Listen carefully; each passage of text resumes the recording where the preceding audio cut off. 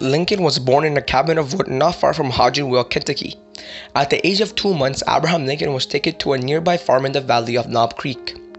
When Abraham was only 9, he moved from Kentucky to Indiana. In the raging cold of the winter, Abraham's mother tragically passed away.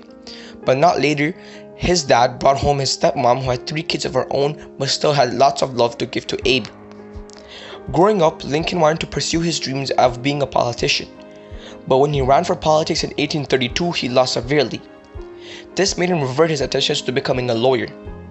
In 1834, Lincoln ran again for the state legislature as a member of the Whig Party, and with this, he won. After leaving and rejoining politics a couple more times, Lincoln lost in 1856, which made him abandon the Whig Party and join the Republican Party, and with the Republicans, he would later be elected the 16th President of USA.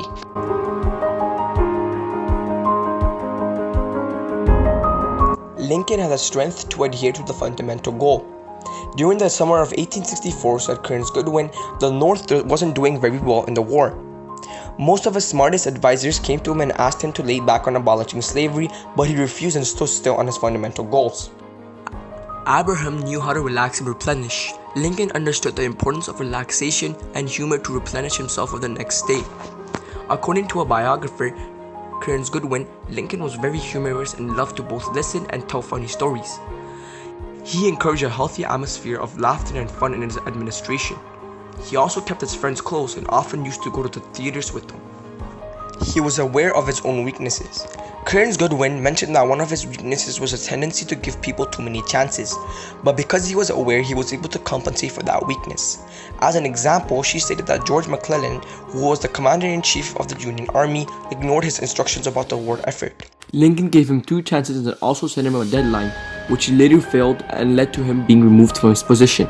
Lincoln was ready to share the blame for failure. Whenever anybody used to make a mistake, Abe would never just stand there. He would always share the blame. When contracts raised serious questions about a cabinet member, Lincoln clearly stated that it was him and his party to blame.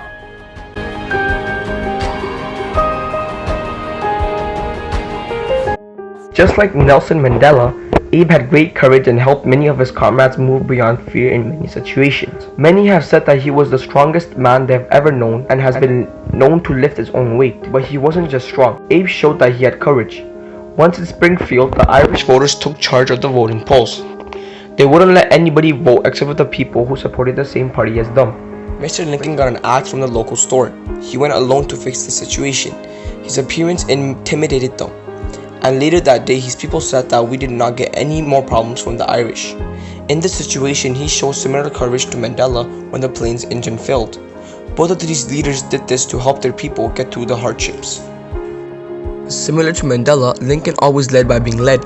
When there was a mistake, he would always take responsibility for them, and when there was a success, he would share credit with everybody. This not only showed Lincoln's honesty and integrity, but also made his comrades think that they were in many ways doing the leading, not Lincoln.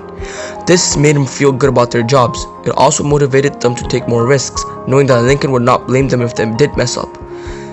Lincoln would also listen to his advisors with great respects. He would not disregard anything they say unless it was clearly false. Just like how Mandela used to have meetings in his kitchen and he would acknowledge what everybody would say.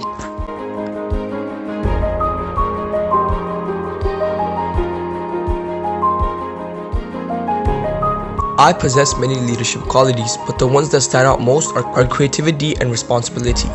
When I'm a leader, I'm always able to think outside the provided information.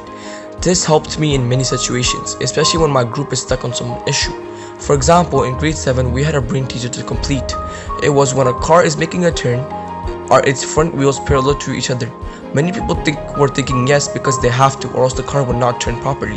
But my group ended up winning because I thought of the solution, which was the front wheels are not parallel because both of the wheels have a common circle which they rotate to. If they were parallel, then the car would be drifting.